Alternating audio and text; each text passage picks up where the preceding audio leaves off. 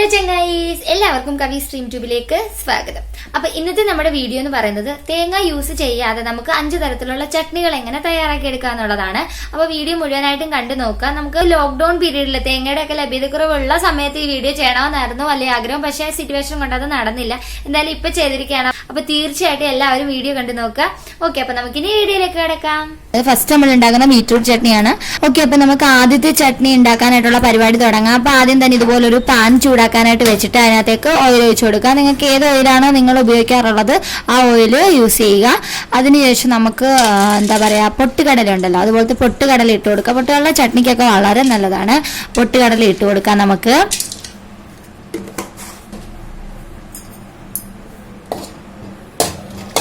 അത് നന്നായിട്ട് അതൊന്ന് മിക്സ് ചെയ്ത് കൊടുക്കുക. എണ്ണ കിടന്ന് അതിന്റെ ആ നിറം ഒന്ന് മാറണം, ഒരു ചുവപ്പ് നിറം പോലെ ആവണം.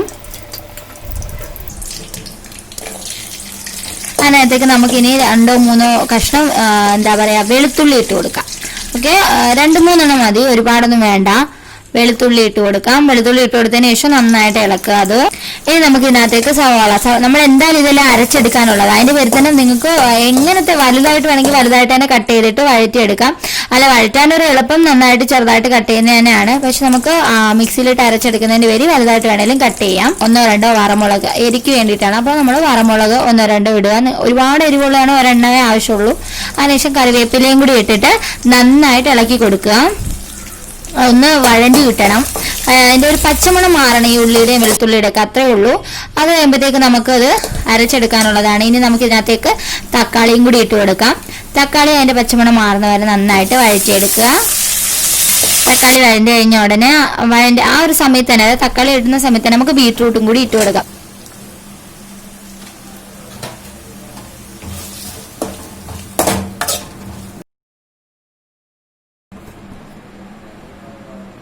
എന്നിട്ട് ലേശം ഉപ്പും കൂടി ഇട്ട് കൊടുക്കുക.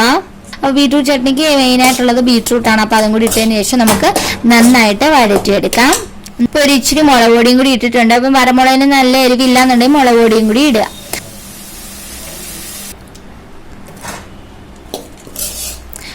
ഇതുപോലൊരു ജാറില വഴറ്റി വെച്ചിരിക്കുന്ന എല്ലാം ആറിയതിനു ശേഷം, അത് പ്രത്യേകം ശ്രദ്ധിക്കട്ടെ, അതിനെ ആറാനായിട്ട് മാറ്റി വെക്കുക. ആറിയതിനു ശേഷം ഇതുപോലൊരു ജാറിലേക്ക് ഇട്ട് കൊടുക്കുക. ഇട്ട് കൊടുത്തതിന് ശേഷം അതിനെ അരച്ചെടുക്കാം. അരച്ചെടുത്ത് കഴിഞ്ഞ് നമ്മൾ തീർച്ചയായിട്ടും ആ ബീറ്റ്റൂട്ടിന്റെ പച്ചപ്പൊക്കെ ഒന്ന് ഇച്ചിരി കൂടി ആ ടേസ്റ്റ് കിട്ടാൻ വേണ്ടിയിട്ട് നമുക്ക് ഇതുപോലെ ഒരു പാൻ എടുക്കുക. അതിനകത്തേക്ക് എണ്ണ ചൂടാക്കി കടുക് ഇട്ട് കൊടുക്കുക. കടുക് പൊട്ടുന്ന സമയത്ത് നമുക്ക് ഇച്ചിരി കറിവേപ്പിലയും കൂടി ഇട്ട് കൊടുത്തിട്ട് നമ്മൾ അരച്ചു വെച്ചിരിക്കുന്ന ഈ മിക്സ് അതിലേക്ക് ഇട്ടിട്ട് ഒന്ന് ഇളക്കി എടുക്കുക. നമ്മുടെ അടിപൊളി ബീറ്റ്റൂട്ട് ചട്നി ആകുമ്പോഴത്തേക്കും റെഡി ആയിരിക്കും. ഒന്നൊന്ന് ചൂടായി കിട്ടിയാൽ മതി, കാരണം ഓൾറെഡി അതെല്ലാം നമ്മൾ വഴറ്റിയതാണ്. ചൂടായി കിട്ടുമ്പോഴത്തേക്ക് നല്ല ഒരു ടേസ്റ്റി ആയിട്ടുള്ളൊരു ബീറ്റ്റൂട്ട് ചട്നി കിട്ടും. അപ്പൊ മല്ലിയില ചട്നിയാണ് രണ്ടാമത്തെ ചട്നി. രണ്ടാമത്തെ ചട്നിക്ക് ഇതുപോലെ തന്നെ ഒരു പാൻ ചൂടാക്കാനായിട്ട് വെക്കുക.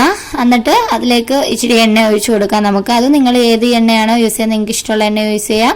അത് കഴിഞ്ഞിട്ട് നമുക്ക് അതിനകത്തേക്ക് ഉഴുന്നാണ് ഇട്ട് കൊടുക്കണം. ഉഴുന്ന് പരിപ്പ് ഇട്ട് കൊടുക്കുക. അപ്പോൾ ഉഴുന്നാകുമ്പോൾ നമ്മൾ ശരിക്കും തന്നെ നന്നായിട്ടൊന്ന് വാട്ടിയെടുക്കണം. കാരണം ചിലങ്കിൽ ആ ഉഴുന്നിന്റെ ഒരു പച്ചമണം ഉണ്ടല്ലോ, അത് ചിലർക്കൊന്നും ഇഷ്ടപ്പെടത്തില്ല. ഈ ഒരു കളർ ചേഞ്ച് വരെ അതിനൊന്ന് വറുത്തെടുക്കുക. അതിന് ശേഷം അതിനകത്തേക്ക് നമുക്ക് കുഞ്ഞായിട്ട് അരിഞ്ഞ സവാള ഇട്ട് കൊടുക്കാം. നമുക്ക് എന്നിട്ട് അതും കൂടി ചേർത്തിട്ട് നന്നായിട്ട് ഇളക്കുക.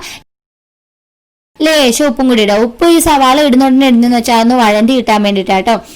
എന്നിട്ട് ഉപ്പും കൂടി ഇട്ടിട്ട് നന്നായിട്ട് ഇളക്കുക. അതിനകത്തേക്ക് 2 വറ്റൽമുളക് എരിവുള്ളതാണെങ്കിൽ എപ്പോഴും ഒരെണ്ണവേ ചേർക്കാവുള്ളൂ. അപ്പൊ നമുക്ക് അഡീഷണൽ മുളക് പൊടി അങ്ങനെ ചേർത്താൽ ഒരുപാട് എരിവായി പോകൊണ്ട് 1-2 വറ്റൽമുളക് ഞാൻ ചേർത്തിട്ടുണ്ട്. അതിനുശേഷം അതിനകത്തേക്ക് നമുക്ക് മല്ലിയില ഇട്ട് കൊടുക്കാം. മല്ലിയില ഇട്ട് കൊടുത്തതിന് ശേഷം അത് നന്നായിട്ട് ഇളക്കുക. മല്ലിയില എന്ന് പറയുമ്പോൾ നമ്മൾ ഇടുമ്പോഴേ ഉള്ള ആ ഒരു ക്വാണ്ടിറ്റി കൂടി നിൽക്കുന്നത്. നമ്മൾ ഇളക്കി കഴിയുമ്പോഴത്തേക്ക് അതങ്ങ് ചുരുങ്ങി ചേർത്താവും.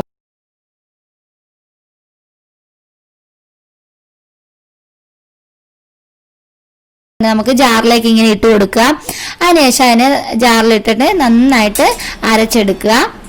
അപ്പൊ നമ്മൾ അരയ്ക്കുന്ന സമയത്ത് നമുക്ക് ഇച്ചിരി പൊട്ടുകടലയും കൂടി ഇട്ടാൽ ഇച്ചിരി ടേസ്റ്റ് ആണ്. അത് ഓപ്ഷണൽ ആണ്. എന്നിട്ട് ലേശം ഉപ്പ് കുറവാണെന്നുണ്ടെങ്കിൽ കുറച്ച് ഉപ്പും കൂടി ഇട്ടിട്ട് അതിനെ നന്നായിട്ട് അരച്ചെടുക്കുക. അതായത് മല്ലിയില ചട്നി നമ്മൾ അരച്ചെടുത്ത് കഴിഞ്ഞിട്ടുണ്ട്. ഇത് ദോശയ്ക്ക് ഇഡ്ഡലിക്കൊക്കെ നല്ലൊരു കോമ്പിനേഷൻ. നമുക്ക് ചപ്പാത്തിയുടെ കൂടെയും കഴിക്കാന്നുള്ള. മല്ലിയില നല്ല എന്താ പറയാ ഹെൽത്തി ആയിട്ടുള്ള ഒരു കാര്യമല്ലേ. അപ്പോൾ അതും മല്ലിയില ചട്നിയൊക്കെ മാക്സിമം വീക്ക്ലി വൺസ് കഴിക്കുന്നത് ഒരുപാട് നല്ലതാണ്. മല്ലിയില ഇതുപോലെ ഒരു ബോളിലേക്ക് ഞാൻ മാറ്റിയിട്ടുണ്ട്. ഇതാണ് നമ്മുടെ മല്ലിയില ചട്നി. ഓക്കെ, അപ്പൊ മൂന്നാമത്തെ ചട്നിക്കായിട്ട് നമ്മൾ ഇതുപോലെ പാത്രം വെക്കുക. അതിനകത്തേക്ക് എണ്ണ ഒഴിച്ചതിന് ശേഷം വറമുളക് ഇട്ട് കൊടുക്കുക. അപ്പൊ എന്റെ വറമുളകിന് അത് കരിഞ്ഞതല്ല കേട്ടോ, ആ വറമുളകിന്റെ കളർ അങ്ങനെയാണ്, ഇച്ചിരി കളർ കൂടിയതാണ്.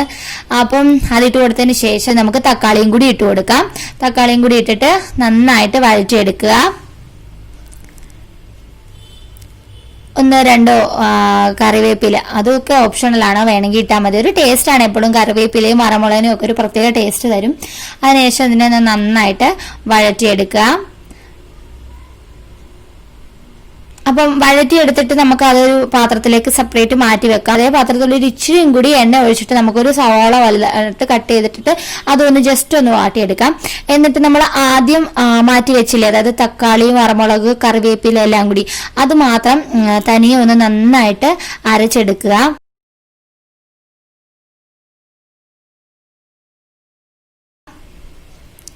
ഇപ്പൊ നമ്മൾ അത് മാത്രമായിട്ട് തനിയെ അരച്ചെടുത്തിട്ടുണ്ട്. ഇനി വേണം നമ്മൾ ആ വഴറ്റി വെച്ചിരിക്കുന്ന സവാള ഇട്ട് കൊടുക്കാൻ. അപ്പം സവാള ഇട്ടിട്ട് നമ്മൾ ജസ്റ്റ് ഒന്ന് കറക്കി എടുത്താൽ മതി. അപ്പൊ ആ സവാളയുടെ ഒരു വഴണ്ടിയിട്ട് ടേസ്റ്റും കിട്ടും. തക്കാളി അല്ലെങ്കിൽ മൊത്തത്തിലിട്ട് അരച്ചു കഴിഞ്ഞാൽ വേറൊരു ടേസ്റ്റാണ് വരിക. ഈ സമയത്ത് കുറച്ച് ഉപ്പും കൂടി ഇട്ട് കൊടുത്തിട്ട് നമുക്കിതിനെ ഒന്നുകൂടി അരച്ചെടുക്കാം. ഇതും ട്രൈ ചെയ്ത് നോക്കുക. ഇതിനെ കാര ചട്നി അല്ലെങ്കിൽ എരിവ് ചട്നി, കാര എന്ന് തമിഴിൽ പറഞ്ഞാൽ എരിവെന്നാണ് മലയാളത്തിൽ കേട്ടോ. അപ്പൊ കാര ചട്നി എന്ന് വെച്ചാൽ എരിവ് ചട്നിയാണ്. ഇതും നല്ല ടേസ്റ്റാണ്.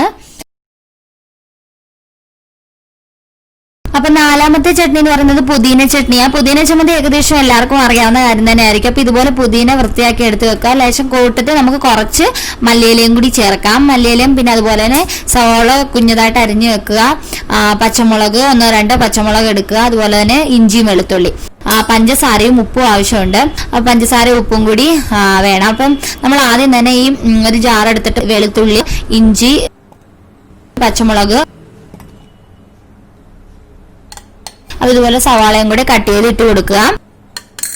പുതിനയില, അതുപോലെ തന്നെ നമ്മൾ കഴുകി വൃത്തിയാക്കിയിട്ട് കുറച്ച് മല്ലിയില. അത് ആ പുതിനയുടെ ഫ്ലേവർ ഒരുപാട് അങ്ങ് നമുക്ക് ഇഷ്ടപ്പെടാത്തവർക്ക് ഒത്തിരി ബുദ്ധിമുട്ടുണ്ടാക്കുമല്ലോ. അപ്പൊ അത് ഒഴിവാക്കാൻ വേണ്ടിയിട്ടാണ് കുറച്ച് മല്ലിയിലയും കൂടി നമ്മൾ ഇടുന്നത്. എന്നിട്ട് ഇതെല്ലാം കൂടി മിക്സിയിലിട്ടിട്ട് നന്നായിട്ട് അരച്ചെടുക്കുക. നമ്മൾ ഉപ്പും അതുപോലെ തന്നെ പഞ്ചസാരയും എടുത്ത് വെക്കണമെന്ന് പറയാനുള്ള കാര്യം തന്നെ പുതിനയുടെ ഒരു ടേസ്റ്റ്, ഒരു സ്വീറ്റ്നെസ് കൂടെ വരാൻ വേണ്ടിയിട്ട് നമ്മൾ പഞ്ചസാര കൊടുക്കുന്നത്. ഇതുപോലെ നന്നായിട്ട് അരച്ചെടുക്കുക. അതിനകത്തേക്ക് ഉപ്പും പഞ്ചസാരയും ഇട്ട് കൊടുക്കേണ്ടത്.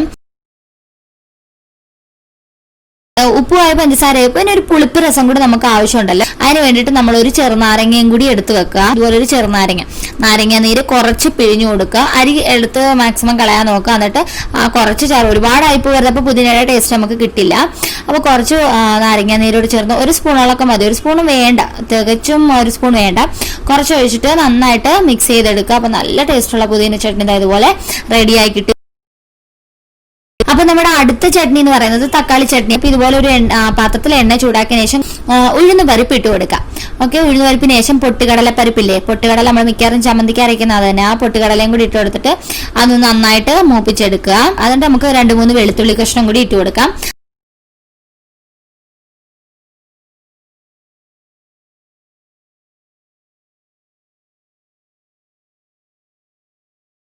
എന്നിട്ട് സവാള കുഞ്ഞതായിട്ട് അരിഞ്ഞത്, സവാള കൂടുതൽ ഞാൻ വലുതായിട്ട് അരിഞ്ഞിട്ട് കൊടുക്കുന്നതെന്ന് വെച്ചാൽ നമ്മൾ എന്തായാലും അരച്ചെടുക്കുന്നതിന്റെ പേരില്ല കേട്ടോ.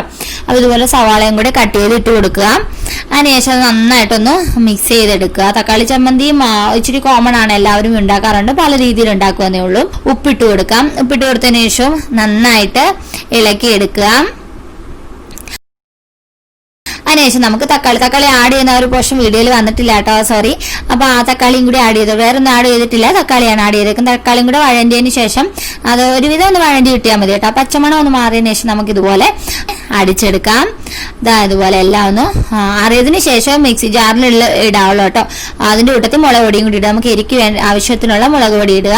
അപ്പൊ നിങ്ങൾ എടുക്കുന്ന ക്വാണ്ടിറ്റിക്ക് അനുസരിച്ച് വേണം നിങ്ങൾ മുളക് പൊടിയും ഉപ്പും കൂടിയൊക്കെ ചേർത്ത് കൊടുക്കേണ്ടത്. ഓക്കെ, അത് മാത്രം നിങ്ങൾ എത്രയാണോ എടുക്കുന്നത് അത്രയും അളവിൽ മുളക് പൊടിയും ഉപ്പൊക്കെ എടുക്കുക. അതൊന്ന് അരച്ച് വെച്ചിട്ടുണ്ടെങ്കിൽ നമുക്കിന്ന് താളിച്ചെടുക്കണം.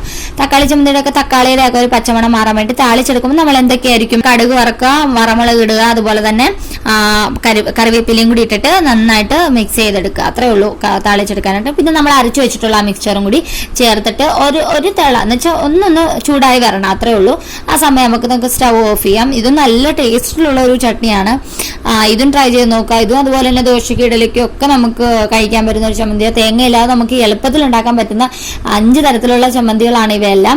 അതുപോലെ ടേസ്റ്റും നല്ല ടേസ്റ്റ് തന്നെ ആയിരിക്കും. എപ്പോഴും തേങ്ങാ ചമ്മന്തി കഴിക്കുന്നവർക്ക് ഇതൊരു വെറൈറ്റി ടേസ്റ്റ് തന്നെ ആയിരിക്കും. അപ്പൊ ഇതും ട്രൈ ചെയ്ത് നോക്കുക. കാണാനും നല്ല ഭംഗിയല്ലേ കളിച്ചട്ടിനൊക്കെ കാണുമ്പം. ഓക്കെ, അപ്പൊ തീർച്ചയായിട്ടും അതും ട്രൈ ചെയ്ത് നോക്കുക.